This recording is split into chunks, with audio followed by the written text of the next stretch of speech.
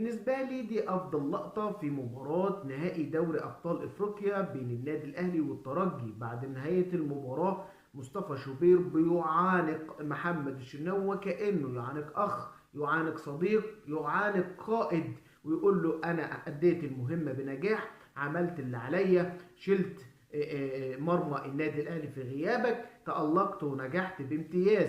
وردينا على الناس كلها اللي كانت بتسيء لينا من اشباه اعلاميين، وكانت بتقول ان في مشاكل بين محمد الشناوي ومصطفى شوبير واخرسوا الالسنه والسنه الناس دي. المفروض ان هم اخرسوا الالسنه او السنه الناس دي بعد الكلام الماسخ اللي طلع من اشباه الاعلاميين ان هو في مشكله بين شوبير ومش والشناوي، وان الشناوي مستكبر يقعد لمصطفى شوبير على دكه الاحتياطي. اهو شفتوا رد قاطع من مصطفى شوبير ومحمد الشناوي.